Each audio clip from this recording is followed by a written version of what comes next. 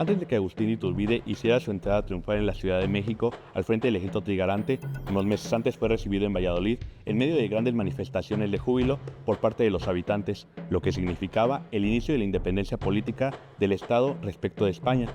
Yo soy Rafael Flores y esto es Michoacán 200 años, origen y futuro.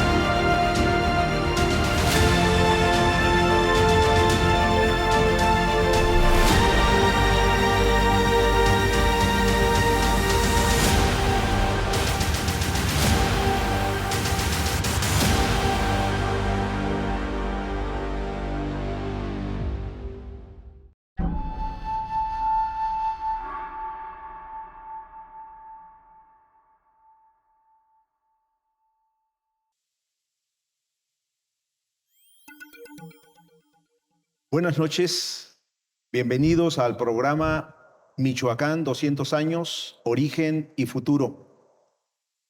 Este programa forma parte de una serie de presentaciones relacionadas con los 200 años de la fundación del Estado de Michoacán. En esta ocasión nos acompañan tres especialistas de distintas instituciones que han venido a comentar, a dialogar en torno a un tema central para nosotros: la fundación del Estado de Michoacán, el nacimiento de Michoacán como entidad política de la Federación. Nos acompaña el doctor Carlos Juárez Nieto. Él es doctor en Historia por la Universidad Michoacana de San Nicolás de Hidalgo y está adscrito al Centro Regional del INAH en Michoacán. Está la doctora Nelly Noemí García Corona, que es doctora en Historia por la Universidad Pablo de Olavide de Sevilla, España, y está adscrita a la Facultad de Derecho y Ciencias Sociales, así como al Colegio de Michoacán. Y desde luego el doctor Francisco Ramos Quirós, que es doctor en Derecho por la Universidad de Aguascalientes y doctor en Ciencias Jurídicas por la Universidad de Cádiz. Está adscrito también a la Facultad de Derecho y Ciencias Sociales de nuestra máxima casa de estudios en el Estado. Así es que les doy la más cordial bienvenida al doctor Carlos, a la doctora Nelly Noemí y al doctor Francisco por acompañarnos en esta ocasión. Somos conscientes de que el proceso independentista que culminó en 1821 con la proclamación del Plan de Iguala, la firma de los Tratados de Córdoba y el Acta de Independencia del Imperio Mexicano, propició la creación de distintas instituciones, y dentro de esas instituciones estuvieron presentes aquellas que forjó la Revolución Liberal Gaditana. Me gustaría que el doctor Juárez Nieto nos comentara cuál fue el impacto que tuvo esa Revolución Liberal Gaditana desde el punto de vista institucional, concretamente en lo relativo a la creación de diputaciones provinciales, de ayuntamientos constitucionales y desde luego de una milicia cívica, que van a formar parte de un proceso de institucionalización que tuvo repercusión no solamente en nuestro estado, sino en diversas partes de la futura República Mexicana. Sí, efectivamente la revolución liberal gestada precisamente en España y, como ya es sabido de todos, iniciada a partir de la crisis política de 1808, pues impactó notoriamente a las provincias hispanoamericanas que posteriormente serían las futuras estados-naciones, ¿no? Efectivamente, la Constitución de Cádiz ¿verdad?, que se juró el 19 de marzo de 1812, tuvo una serie de innovaciones, digámoslo así, de carácter político, jurídico, social, muy importantes en la medida de que los diputados, tanto peninsulares como americanos, pues bebieron de las tesis de la filosofía naturalista, la influencia de la propia Revolución Francesa y, ¿por qué no?, de la Revolución Norteamericana, ¿no? Sin embargo, cabe señalar que la influencia que tuvieron mayoritariamente los diputados en estas cortes fue la tradición histórica hispana. Eso yo creo que sí habría que rescatarlo, en la medida de que esta tradición histórica, constitucional, hispana, pues definitivamente guió, ¿verdad?, de alguna manera las discusiones de las propias cortes y la elaboración del código español, ¿no? De esta manera cabe señalar que el liberalismo que se dio en estas cortes españolas influyó notoriamente a la creación de varias instituciones, como ya bien se ha señalado. Estas instituciones respondieron a las exigencias de los diputados americanos, hay que decirlo, por encontrar mayores espacios de autonomía política. Y bueno, fueron las élites justamente provinciales, ¿verdad?, hispanoamericanas, que a través de sus diputados a cortes expresaron la necesidad de crear instituciones acordes a sus propias pretensiones de autonomía política. Y esas instituciones que se crearon y que formaron parte del texto constitucional de Cádiz fueron básicamente los ayuntamientos constitucionales, que era el último peldaño, pero no por último el más importante en el sistema jerárquico político de la nación española, seguido de la Diputación Provincial, que fue una institución pues que surgió, ¿verdad?, recordémoslo, con las famosas juntas provinciales españolas que se crearon en 1808 a consecuencia de la invasión francesa a la península, ¿no? Y precisamente ese estado de guerra en que estaba sumida tanto España como gran parte de Hispanoamérica incitó, obligó a muchos diputados hispanoamericanos a fijar la atención en las milicias. Y yo creo que ese aspecto fue muy importante en la medida de que las milicias pues formaba parte de la estructura organizativa de la defensa y la seguridad de las colonias americanas. En ese sentido, habría que señalar y que ratificar que estas milicias que fueron creadas, sancionadas por la propia Constitución, pues establecía una serie de recursos, digámoslo así, de carácter social, político, en la medida de que las élites locales controlaban a través de los ayuntamientos la formación de las famosas milicias cívicas o nacionales en su caso. Entonces, sí, me parece que la Constitución liberal española, amén de otras, evidentemente, aportaciones que vamos, tal vez no sea momento de comentarlas, pero que en esencia los diputados americanos cifraron mucho su interés en la creación de estas, ¿eh? Muy bien. Pues es evidente que las instituciones gaditanas van a influir de manera directa en la configuración de los futuros Estado-nación en Hispanoamérica, pero al mismo tiempo de los futuros estados de la República Mexicana, de lo que será la República Mexicana. Aquí me parece que es importante, digamos, opinar, reflexionar en torno a lo que la propia palabra Estado implicaba para los actores políticos de aquel tiempo. Doctor Ramos, ¿qué se entendía por Estado y cómo estaba configurado o integrado en aquel, digamos, nacimiento de las entidades políticas?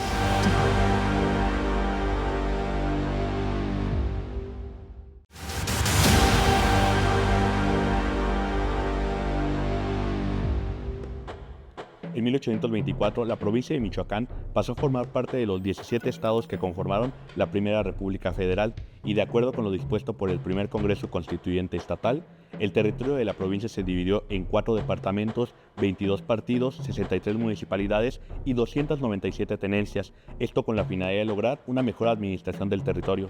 Cabe destacar que esta división, con algunas modificaciones, persiste hasta la segunda mitad del siglo XIX. Digamos, nacimiento de las entidades políticas. Sí, claro. Moisés, muy buenas noches.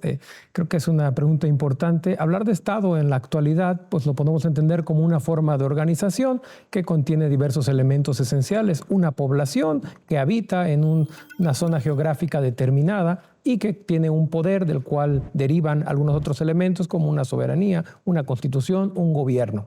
Para aquella época, justamente la nota distintiva es que surge una nueva república federal. Y esta es una cuestión importante. Se ha transitado desde hace ya pocas décadas prácticamente de un modelo antiguo donde el Estado funcionaba de forma distinta. ¿En qué sentido? Pues prácticamente todo giraba en torno al rey, lo que conocemos como antiguo régimen. No había poderes, había división de funciones y estas funciones se hacían en nombre del rey. Una función judicial, una función de elaboración de leyes, todo en nombre del rey y por el rey. ¿Y qué es lo que ocurre? Justamente esto se ha venido cuestionando desde hace algún tiempo teóricamente y surge esta idea de dividir el poder, ideas de cambiar, el hecho de reconocer derechos a las personas que en aquel momento pues no eran más que súbditos y todas estas ideas van cambiando y eso pues encuentra un eco muy importante a nivel mundial pues en el siglo XIX, a finales del XVIII y desde luego a principios del XIX, a finales del XVIII, sobre todo pues con la revolución en los Estados Unidos, la independencia y la Revolución Francesa. ¿Y qué es lo que ocurre? Bueno, todo esto tiene un impacto, como ya se ha comentado aquí, pues tiene un impacto desde luego en lo que será a la postre México. Venimos de un movimiento donde se está buscando la separación de España, el reconocimiento de autonomía o, digamos, por lo menos la independencia, si se quiere ver así, y qué entender por Estado federal. Bueno, en este sentido,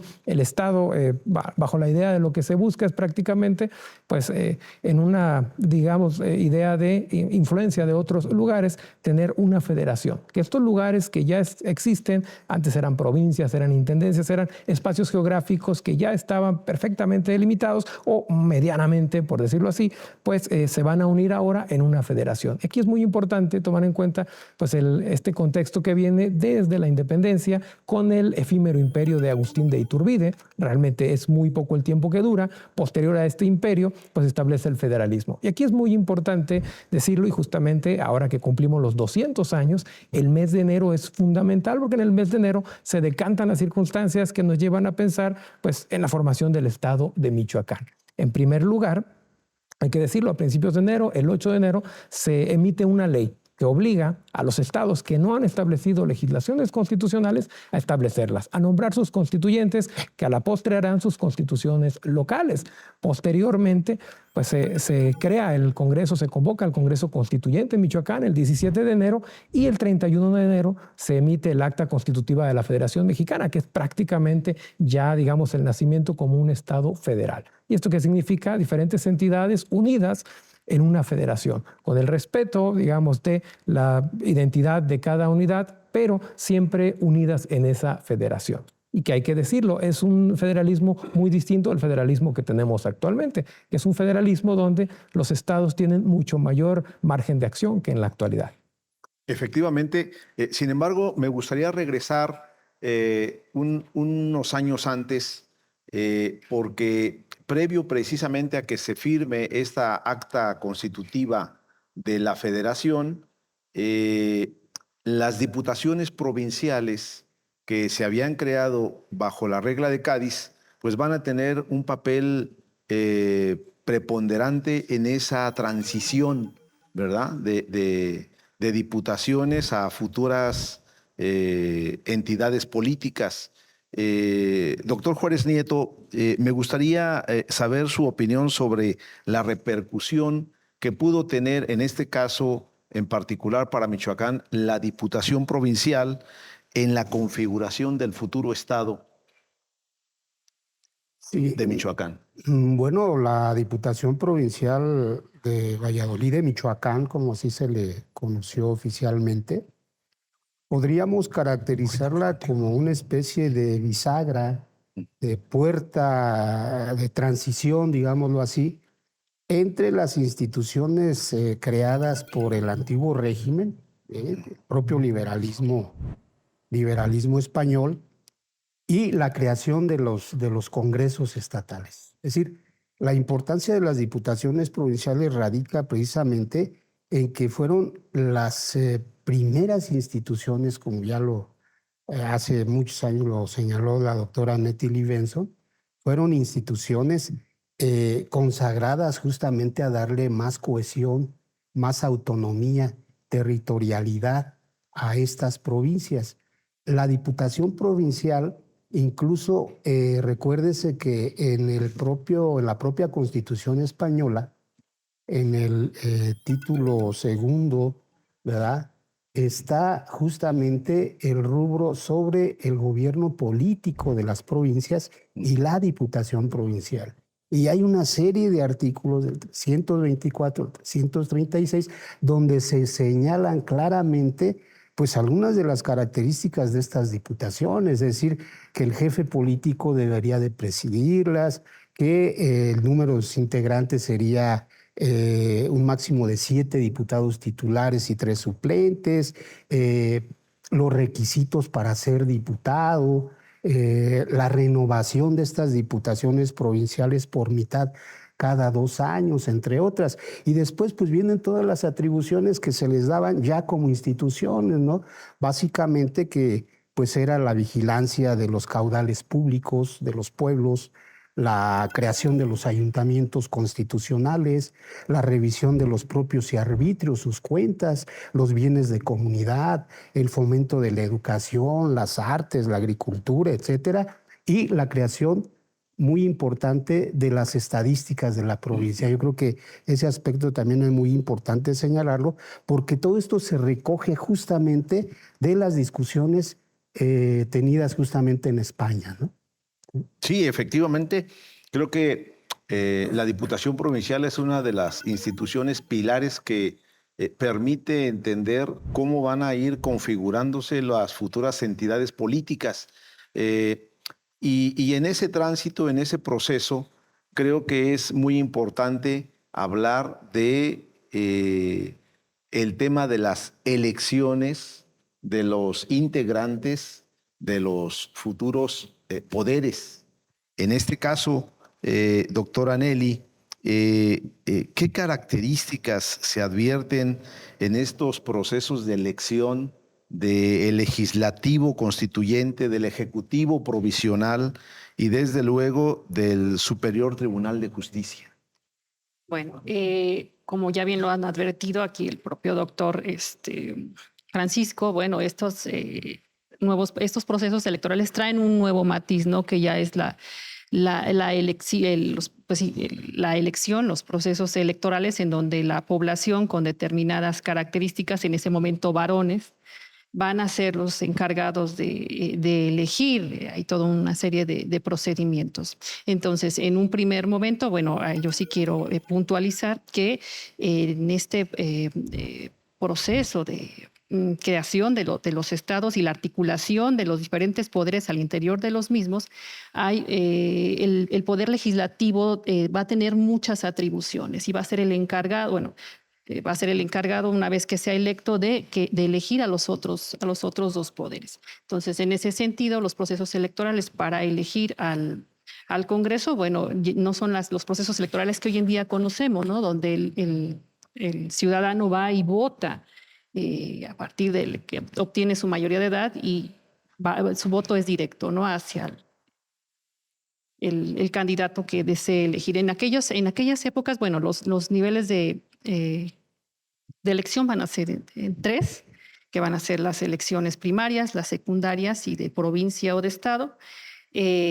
Las características de las personas que podían elegir, bueno, pues va a ser en las juntas primarias, en las poblaciones mayores a 50 habitantes, a 500 habitantes, perdón, se van a establecer o se van a realizar estas elecciones en las cuales van a elegir por cada, bueno, por cada 500 habitantes, un diputado, un diputado no, un elector primario por cada 100 vecinos. En este sentido, en las poblaciones donde eran más de 500 habitantes, bueno, o cuando eran muy populosas, bueno, se dividían en departamentos. Venían las elecciones en segundo, las elecciones secundarias, en las cuales estos electores primarios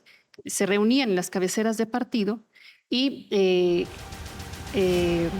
eran electos.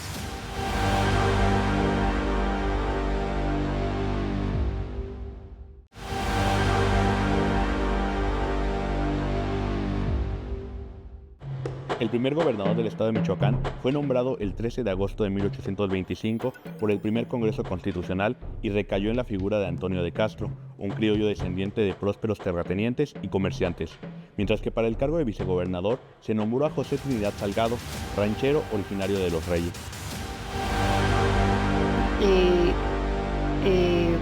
Eran electos.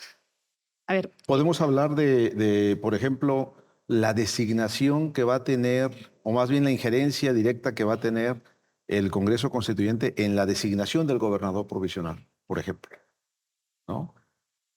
Okay. Y después en la designación de los representantes del judicial, Okay. ¿no? Okay. Entonces, ¿Sí? Sí.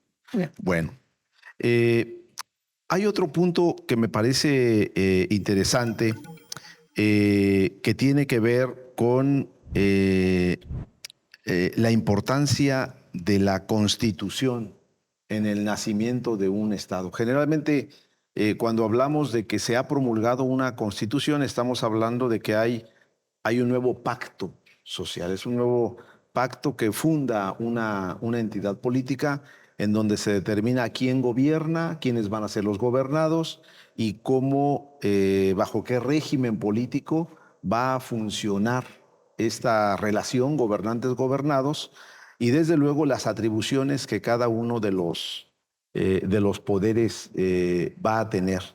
En ese sentido, doctor Francisco, ¿cuál es la importancia que reviste la promulgación de una constitución como la que va a tener lugar aquí en Michoacán en julio de 1825?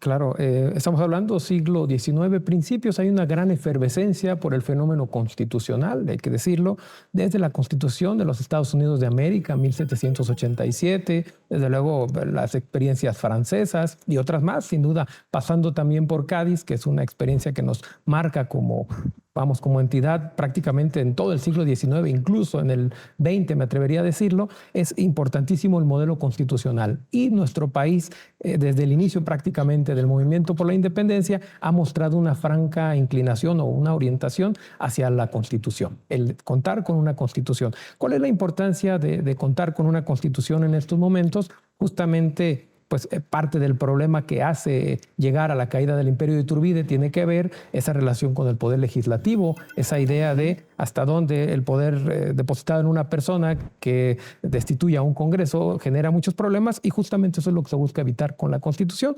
De ahí la importancia al adoptarse el régimen federal en el país, que es lo que obliga prácticamente a, desde luego, tener una Constitución a nivel federal, que es la que nos marca las directrices en términos generales, pero también replicar ese modelo a las entidades administrativas, a los estados de la República, sin caer en el error de pensar que sean meras copias. No se trata de, como malamente se ha entendido en ocasiones, que es una vil copia de los documentos federales. En realidad hay una gran libertad para los estados, y un ejemplo de esto tiene que ver, sin duda, con el tema, por citar algo, de los derechos humanos, los derechos de las personas.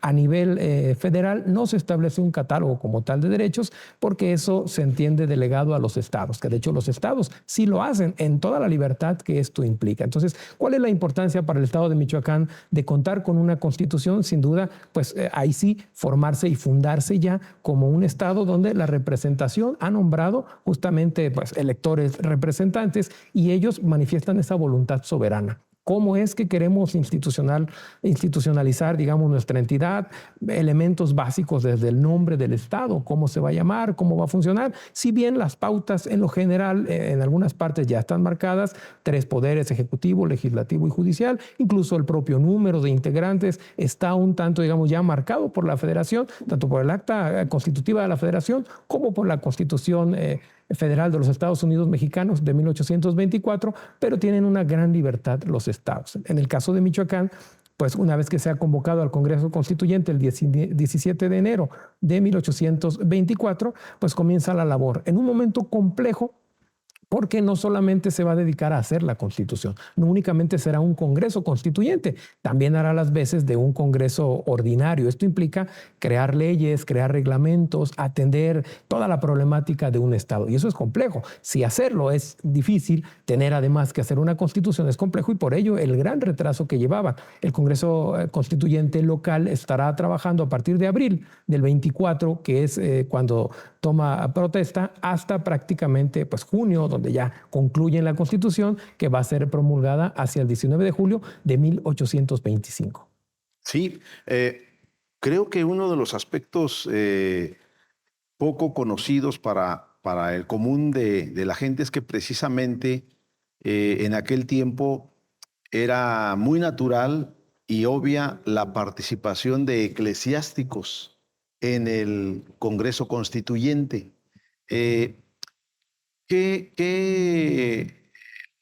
Digamos, propuestas, planteamientos desde el punto de vista del diseño constitucional se estaba planteando en este Congreso con respecto a la participación de estos distintos sectores, ya que en él participaban no solamente eclesiásticos, sino propietarios, algunos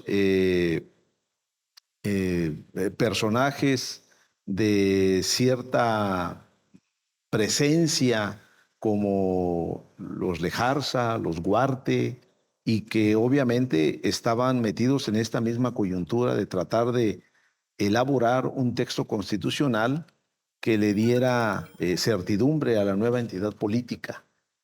Doctor Juárez, si nos pudiera hablar respecto a esta, digamos, configuración, a esta conformación de un Congreso que, por otro lado, pues no tenía el número de diputados que tenemos ahora en el Estado, ¿no? Estamos hablando de que había 11 diputados propietarios y 6 suplentes, y que en algunas ocasiones los propietarios nunca asistieron y entonces entraron los suplentes al relevo, y algunos de ellos, como por ejemplo el caso de don Manuel de la Torre Lloreda, pues tuvieron un papel protagónico, destacado en los debates, ¿verdad? Y en el trabajo propiamente legislativo del nuevo diseño. ¿Qué nos podría comentar al respecto? Bueno, efectivamente, la configuración del Congreso Constituyente de Michoacán en 1824 tiene esas características ya señaladas. Recuérdense que la Iglesia no estaba impedida en esos momentos, por lo menos sus integrantes, para formar parte de estos cuerpos colegiados, ¿no? Recuérdense que ya la Diputación Provincial o las diputaciones provinciales habían tenido en sus filas a destacados eclesiásticos. Bueno, pues esta situación se replicó en el Congreso Constituyente de Michoacán. En el caso de los clérigos, 3 destacados clérigos en Michoacán, y hay que decirlo, Manuel de la Torre Lloreda, Juan José Pastor Morales, y el último de ellos, José María Rayón. José María Rayón, ni más ni menos, el oriundo de Tlalpujahua, y que justamente ese tridente de eclesiásticos diputados en el Congreso le dio mucha dinámica y argumentación de carácter no solamente teológico, eclesiástico, etcétera, sino jurídico y cultural en su momento, porque recordemos que todos ellos, al igual que el licenciado Huarte, Jiménez, Mariano Quevedo, el mismo Juan José Martínez de Lejarza, todos ellos son producto de la Ilustración española del último tercio del siglo XVIII. No hay que olvidar esta premisa, porque justamente los debates que nosotros advertimos en las sesiones del Congreso Constituyente sale a relucir generalmente esa impronta ilustrada de muchos, o de la totalidad, quiero decirlo, de estos diputados, ¿no? Claro, aquí vamos a tener justamente en estas discusiones, acorde con la temática que se esté tratando, pues la defensa o rechazo de tal o cual pretensión. Por ejemplo, cuando se trató el álgido tema de los diezmos, del pago del diezmo, que el licenciado Isidro Huarte fue uno de los que más insistieron junto con Pedro Villaseñor, ¿verdad? Para que la iglesia pagara el importe que antes se daba a las cajas de España, ¿no? A las cajas reales. No, ahora estos diputados exigen que el pago de los novenos y el diezmo deba de ser justamente retribuido a la hacienda del Estado, ¿sí? Y esto pues motivó, como se advierte, pues una fuerte tensión entre un sector de diputados, los eclesiásticos, Rayón, sobre todo de la Torre Lloreda y Pastor Morales, defendiendo los privilegios de esta institución, y por otro sector de diputados como José Trinidad Salgado, ¿verdad? Isidro Huarte, Jiménez, Villaseñor, pues empujando, ¿verdad?, en estas discusiones del Congreso para que se adoptaran, decían ellos, las medidas de una república y no de una monarquía, ¿no? Entonces, allí se advierte justamente la heterogeneidad, no solamente de la composición en sí del Congreso Constituyente, que como ya bien se ha dicho, pues estaba constituido por eclesiásticos, por propietarios, por militares, por abogados, ¿verdad?, etcétera, y que, bueno, pues a partir de su propia formación y experiencia, pues volcaron justamente en las discusiones una serie de tesis que después se incorporarían a la Constitución michoacana.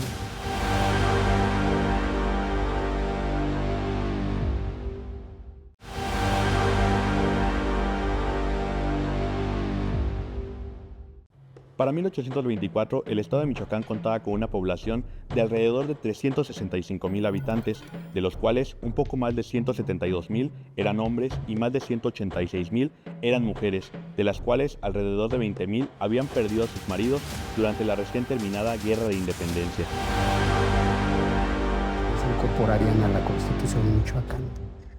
Pues así como el trabajo del constituyente estuvo marcado por estos debates y estas propuestas y planteamientos, me parece que otro de los elementos significativos a destacar de estos diputados es precisamente la designación del gobernador provisional, de lo cual la doctora Nelly se ha ocupado en varios de sus trabajos. Tiene un libro publicado sobre Antonio de Castro, que fue el primer gobernador de Michoacán. ¿Qué nos puede comentar, doctora, en torno a este personaje que fue miembro de la élite vallisoletana, que en sus inicios tuvo un pasado insurgente, que formó parte de estos tribunales de justicia creados por la insurgencia en Ario, y que después va a tener un papel como primer gobernador de Michoacán? Sí, bueno, Antonio de Castro ya venía fungiendo desde la Diputación Provincial como jefe político interino. Entonces, cuando se da el proceso de transición en donde la Diputación Provincial va a liderar justamente ese tránsito de Diputación Provincial a Estado, él está ya al frente de la provincia en esta calidad, en este cargo. Entonces, cuando se establece el Congreso Constituyente el 6 de abril de 1824, el día 7, inmediatamente, Juan José Martínez de Lejarza propone que se designe, o que es, bueno, que se designe como gobernador a Mariano Michelena. Y dijeron que la propuesta en ese momento se reservará. Yo infiero que algo pasó ahí, porque al día siguiente, el día 8 de abril, se vuelve a retomar el tema, ¿no? Y entonces, en los debates o las propuestas, pues la propuesta de Lejarza queda relegada y se designa como gobernador interino, a Francisco Manuel Sánchez de Tagle y como teniente de gobernador Antonio de Castro. ¿Cuál es el asunto aquí? Bueno, que aunque se dan los nombramientos, Sánchez de Tagle no toma posesión del cargo. De hecho, él radica en la Ciudad de México.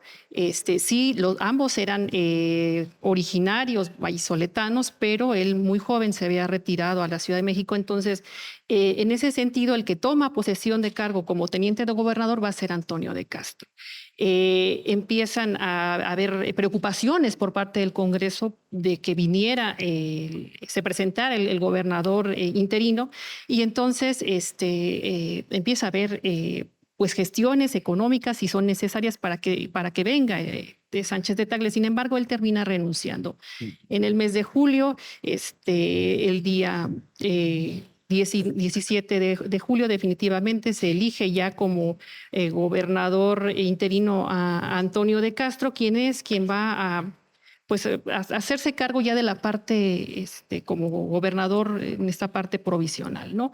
Sin embargo, sí quiero enfatizar, bueno, que va a ser un personaje, como usted bien lo ha señalado, que con una amplia trayectoria a veces se minimiza, ¿no? La figura de Antonio de Castro, cuando efectivamente había participado o había sido miembro del Ayuntamiento de Valladolid, salió implicado dentro de la conspiración de Valladolid de 1809, tempranamente, según Juan José Pastor Morales, se adhirió al movimiento insurgente, y en 1815 participa o es parte de el Supremo Tribunal El Tribunal de Justicia Insurgente de Ario. Después fue nombrado, fue parte del primer Congreso Constituyente Nacional, ¿no? Ahí en un inter también se le nombra alcalde de primer voto del ayuntamiento, cargo que rechaza. Pero ya a finales, en noviembre de 1823, pues es nombrado jefe político interino, ¿no? Entonces ese largo trazo, ¿no? que es un personaje que transita y que conoce muy bien, ¿no? el estado de Michoacán. Muy bien. Doctor Francisco, dentro de estas figuras nuevas que van a estar presentes en la Constitución, tenemos al Consejo de Gobierno. ¿Qué nos puede decir de esta institución? Sí, el Consejo de Gobierno es una institución efectivamente nueva y muy importante para la administración y para el desarrollo de esta primera experiencia federal. El Consejo de Gobierno tiene antecedentes muy variados en diferentes culturas. En el caso de la hispánica, habrá que decirlo, desde las propias cortes, digamos, de Cádiz, la Constitución hace referencia a un Consejo de Estado. Lo mismo que la Constitución de Bayona tenía también un Consejo de Estado con una composición distinta y una naturaleza diferente. En el caso federal mexicano, al hacerse las discusiones sobre el acta constitutiva de la Federación Mexicana, el diputado Demetrio del Castillo pues hace una observación importante: crear un órgano colegiado que vigile, digamos, que acompañe al Ejecutivo y que esté vigilante de que si éste muestra algún signo de transgredir el orden constitucional o legal, éste pueda, con su consejo, tratar de apaciguar, y en caso de no ser suficiente, pues convocar al Congreso, porque a nivel federal se planteaba como un órgano que funcionara como una especie de diputación permanente en los periodos de receso del Congreso. Así se planteó. Curiosamente, en el acta constitutiva de la Federación no se aprueba esto. Prácticamente se va a aprobar, pero hasta la Constitución Federal de 24, y en el Estado se adopta esta figura. La mayoría de los estados nacientes en este federalismo adoptaron consejos de gobierno, pero con naturaleza un tanto distinta. En primer lugar, bueno, a nivel federal estaba depositado en el Poder Legislativo.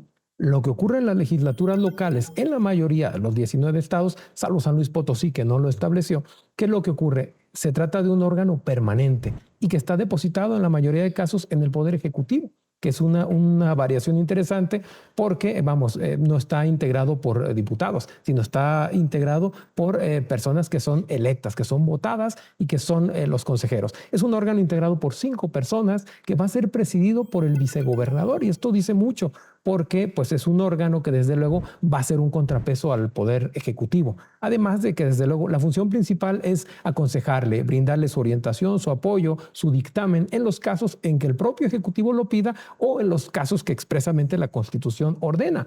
Pero además tiene otras atribuciones también interesantes, proponer ternas para algunos nombramientos, de manera muy importante, pues vigilar ese respeto del orden constitucional, que en el caso de ellos advertir alguna cuestión contraria a través de alguna ley o de algún decreto, pueden actuar y esto es importante. Afortunadamente se cuenta con las actas del Consejo de Gobierno de Michoacán, que están resguardadas en el Instituto de Investigaciones Históricas y tienen una gran riqueza. Creo que la importancia de este órgano es justamente pues de vigilar, que además de ser un órgano de consejo y de apoyar para la mejor marcha del Poder Ejecutivo, también es un órgano que en cierto modo le representa un freno. Y en muchas ocasiones el Ejecutivo requiere forzosamente tener el dictamen o el consejo, entonces, de este órgano colectivo. Y esto es importante.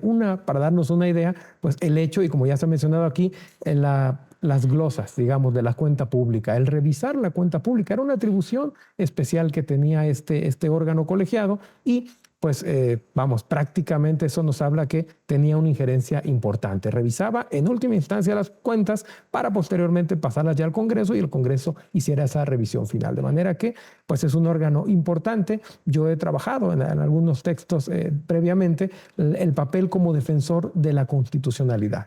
Porque además es un tema bien importante. No solo se trata de tener una constitución, hay que buscar que la constitución se cumpla y se respete, porque además es algo nuevo, hay que decirlo. No habíamos tenido constitución, venimos de varios siglos de estar en un régimen distinto y contar con una constitución no es una labor fácil y por ello hay mucho cuidado de estar buscando mecanismos para que las propias autoridades no vulneren las obligaciones que tienen, las atribuciones, que respeten su orden, su organización y en ese sentido el Estado pueda funcionar.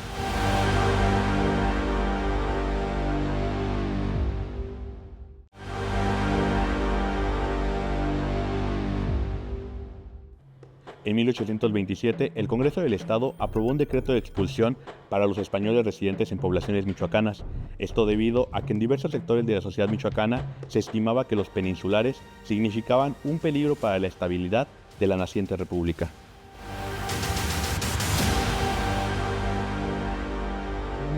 Y en ese sentido el Estado pueda funcionar. Sí, me parece que una de las cosas más importantes que se observan en este proceso de transición política es el diseño constitucional de división de poderes que se está implantando y estableciendo en los diversos estados de la República, futuros estados de la República, algunos todavía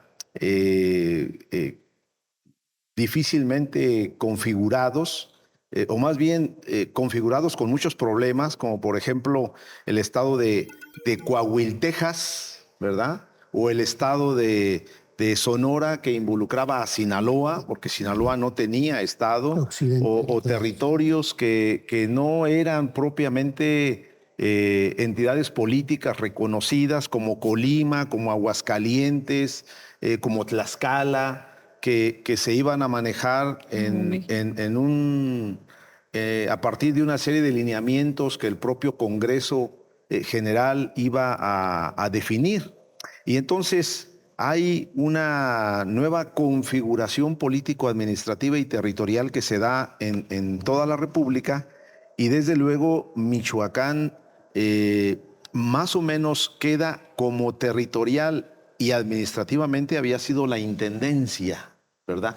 Y entonces es importante también tomar en cuenta que no solamente la revolución política de Cádiz tuvo injerencia a través de esto que ya comentaron en la mesa, con la Diputación Provincial y los ayuntamientos constitucionales o el principio de la división de poderes, sino que se recogía también una tradición, moderna de los Borbones, que tenía que ver con las intendencias, ¿no? Y la cuestión político-administrativa.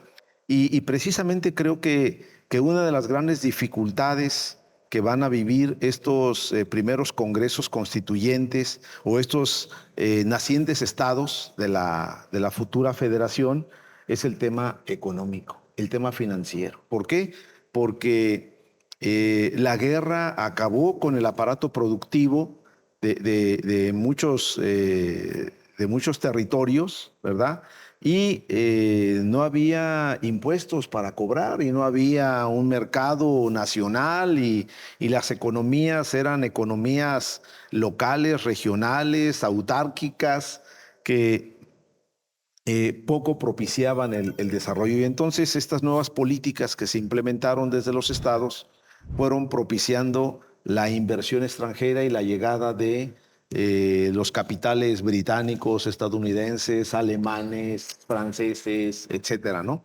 Entonces, el nacimiento de nuestro estado de Michoacán no fue una cosa fácil, sencilla, porque se viene de una guerra, se está transitando hacia un nuevo orden jurídico, hacia un nuevo orden político también, ¿verdad? Que es la república y que va a tener su periodo de ensayo durante el federalismo y después tendrá que transitar al centralismo. De eso se tendrá que hablar en otra ocasión. Me gustaría ir cerrando el programa simplemente pidiéndole a los panelistas que nos compartan sus reflexiones finales en torno a este tema del nacimiento del estado de Michoacán, quizá puntualizando algún aspecto que se haya mencionado de manera sutil o retomando algún otro punto que parezca importante. Doctor Juárez Nieto. Bueno, yo podría decir que el nacimiento del estado de Michoacán como entidad territorial, jurídica, política, etcétera, es un aspecto de gran relevancia porque efectivamente aquí se ponen las bases de la modernidad, habría que ponerlo entre comillas, política, ¿sí? Habría que decir que estos congresos constituyentes que le dan forma a través de las respectivas constituciones, en este caso la Constitución de Michoacán del 1825, bueno, pues se va a gestar a través de una serie de debates de asuntos tan diversos y tan importantes como lo es el del reglamento interno del propio Congreso.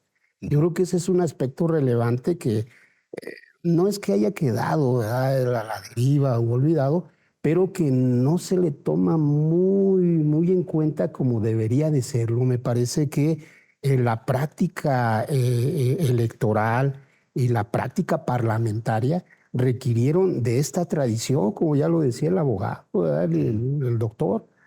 Efectivamente, son reglamentos internos de estos cuerpos colegiados que ya se habían establecido desde tiempo atrás y que el Congreso Constituyente de Michoacán retoma justamente para darse una organización interna y guiar las propias discusiones. Muy bien, muchas gracias. Doctora Nelly, reflexiones finales. Pues nada, yo sí quisiera puntualizar en este sentido de que en esta división de poderes, el poder legislativo de Michoacán, al igual que los legislativos constituyentes de la época, van a convertirse en los poderes más fuertes, ¿no? Y en ese sentido también hay un miedo muy expreso en las legislaturas constituyentes de los otros estados, incluso a nivel nacional, de que el poder ejecutivo se convierta en un poder despótico. Entonces, por eso aquí los mecanismos, como lo que es el Consejo de Gobierno, que se va a articular o que se va a plasmar en la Constitución del 25, pero que, por ejemplo, no se encuentra en la parte del gobierno provisional, como sí ocurrirá en otros estados, por ejemplo, Guanajuato, Oaxaca, etcétera, etcétera. Entonces, ponderar que no hay un equilibrio del poder. Muchas gracias. Doctor Ramos. Bueno, yo concluiría pues, la importancia de la Constitución en el sentido, primero, de que no fue una copia. Vamos, no es una réplica de alguna otra Constitución, como pudiera pensarse, es producto del debate y del debate de los representantes de la sociedad. Esos representantes que buscaban hacer frente a los problemas, tal como se comentaba, los problemas económicos, por citar un ejemplo, pues a la hora de determinar quiénes son michoacanos, pues se podrían ser michoacanos los nacidos aquí, los que llevaran un tiempo ya de vecindad, o los extranjeros que llegaran, se casaran con michoacana y dejaran su capital aquí. Entonces, de alguna manera buscan resolver esos problemas. ¿Cómo traemos dinero? Pues vamos a darles el estado de Michoacán, la característica de ser michoacanos, y así iban buscando cómo hacemos que el poder ejecutivo, que el poder no se desborde, pues vamos a darle cierto matiz al Consejo de Gobierno para que controle. Y de manera que el Congreso justamente está buscando cómo resolver esas problemáticas que se advierten, cómo lo van a resolver en el día a día a través de la Constitución, que sin duda es el documento importante para nosotros de principios del siglo XIX. Muy bien, muchas gracias. Pues con estas reflexiones concluimos el programa dedicado al nacimiento del Estado de Michoacán. Agradecemos mucho su atención y esperamos verlos en el siguiente programa. Gracias.